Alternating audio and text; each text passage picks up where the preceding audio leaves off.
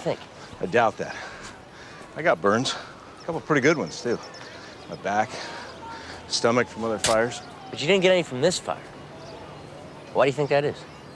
I don't know. Really don't remember too much until the guys put me out. Sorry. I gotta go. Okay. Need me back at the station. Would you mind telling my mom? I shouldn't be too long. Sure. Yeah, no problem.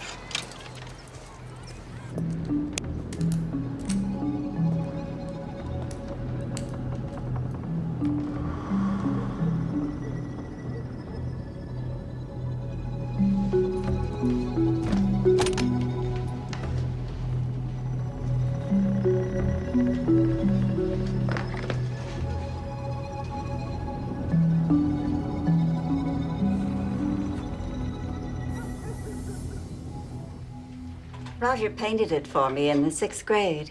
It's the phoenix, a mythical bird. Ever hear of it? Mm-hmm. Oh, of course you have. You're a professor, for goodness sake. Katie, where's your brain? Roger's always had this interest in fire, huh? Oh, yes. His life has been deeply affected by it. Let me get that. His parents died in a house fire not long after he was born. Oh, my husband and I adopted him just after his first birthday. I see.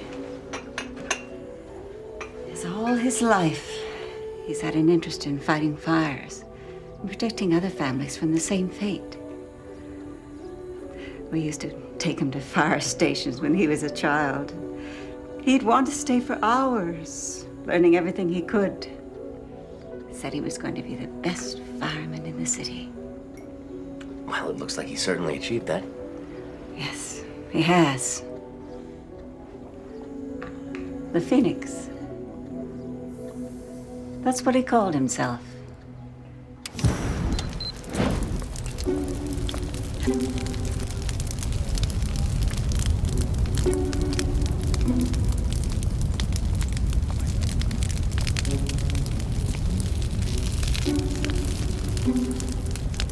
Time.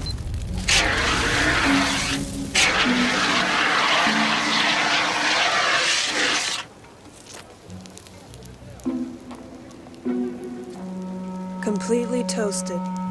Yeah. Now watch. You ready? Yes?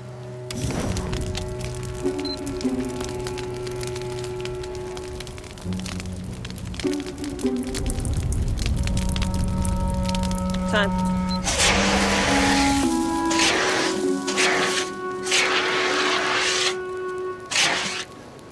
Okay. You said Roger had long johns on under his t-shirt, 100% cotton. The amount of time from when he caught on fire to when he was put out was precisely the amount of time needed to burn the shirt, but not the long johns. So they insulated him. Briefly, no pun intended. Had the firemen waited an extra 1.4 seconds to put him out, Roger would have been burned. Yeah, but he wasn't. His hands, his face. Not burned. Yeah, I can see that. How come? Demolition derby. The man who owns the house raced weekends in a demolition derby. He was pretty good, actually. I checked his record. Like 6 wins in the last 10... Miranda, the point? Thermal heat blocking gel. It's used by race car drivers, stunt performers, human cannonballs. It's not foolproof, but if you put it on your hands and your face and your neck, it acts as a temporary barrier between the fire and the person. So, Roger spilled a container of it when he was knocked to the floor. He knocks over the canister accidentally. He falls into it, but he doesn't remember it because he was knocked out briefly. And by the time they put the flames out, the gel had burned away, leaving his skin untouched. He was definitely lucky. Had they waited a fraction of a second longer, Roger would have been seriously burned. So the point is, nothing miraculous. But then again, the guy just happens to leave an open canister of flame-retardant gel on his table so that Roger can knock it over and land in it and not get burned. Everything in exactly the right place at exactly the right time.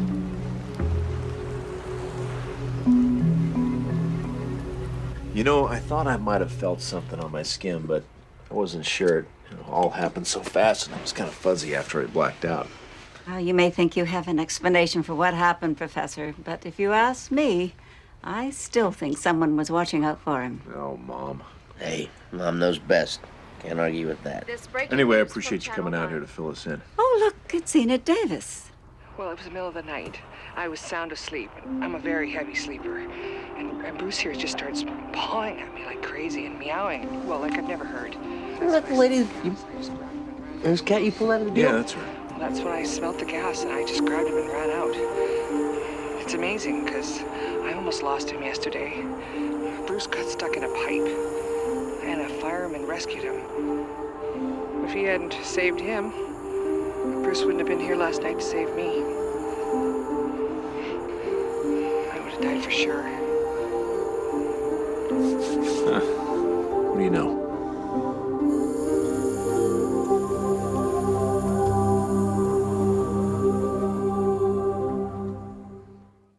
The same cat? Yeah, that's pretty cool, don't you think? I mean, Roger survives the fire so that he can save the cat, so that the cat can save the owner. Now, all that happened in the course of 3 days. Oh, it's part of a grand plan. Yeah, well, maybe. Maybe not, but maybe. So what, she was spared so she could achieve something great like cure cancer or broker peace in the Middle East? Oh, I wouldn't go that far. Maybe she's just gonna get a shot on Springer or something, but maybe there's something to it. You know, this is all very remarkable, and I'm sure there's some otherworldly plan, but more likely it's just another series random coincidences that's gonna lead to nothing. You may be right. Roger? What are you doing here? My mom, she's not well. She has AML. She's been in remission the last 6 months. It's leukemia. Doctors think she's relapsed again for her 3rd time. They're doing her counts right now. I don't know if she can take another round of chemo. Last time was pretty rough on her. Sorry to hear about that. Yes, if there's anything we can do. Yeah, thank you.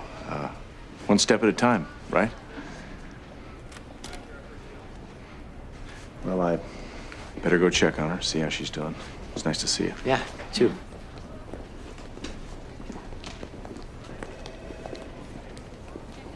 Okay, tell me that's not weird.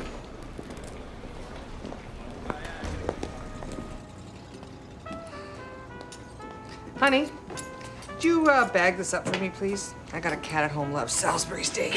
Sure. Thanks.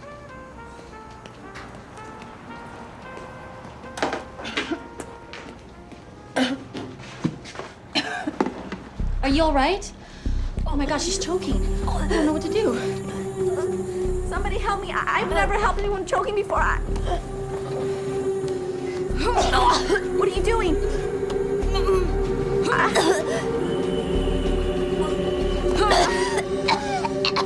6 huts for dwelling were found here.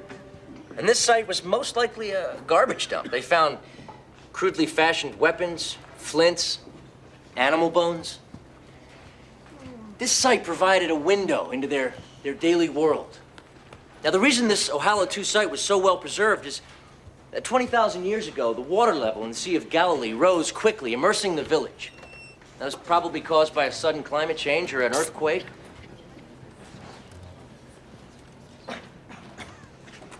You're kidding. Nope. Miranda saw it on the news this morning. The only 2 people in the diner were a waitress and the cat lady. Cook wasn't there. He's on a break. The waitress doesn't know anything about the Heimlich maneuver. But the cat lady had just finished a CPR course last week. Yeah, last week. You keeping score, Peg? That's 4 coincidences in 4 days. Now, come on, guys. We've seen something like this before, where a seemingly random bunch of occurrences turn out to be not so random. I see a pattern developing here. Yeah. But why? To what end? To what end? We just gotta, foul the bouncing ball. I mean, see if anything happens, right? Dr. Fowler? Roger, how's your mother? She's taking a turn for the worse. Her platelets are low. There's blast cells in her marrow and blood. I'm sorry. There's a doctor that works here, Dr. Mitchum. Pat Mitchum, I know him well. Okay, so you're familiar with this study that he's conducting? Gene therapy for B-cell malignancies. I've been trying to get a hold of him to see if I can get my mother in that study. It's a pilot study, Roger. It's phase 1. It's very small, very selective. The long-term effects, they aren't even known yet. I've been reading up on it, and in the article that Dr. Mitchum wrote, he said that the findings so far are impressive. Yes, they are, but we can't draw any conclusions yet. It's her only chance, Dr. Fowler. All right, this is it. They don't give her much time, okay? And I don't know what else to do. And I just can't give up. Okay, I'll speak to Dr. Mitchum and see what I can do. But I can't promise you anything. Thank you.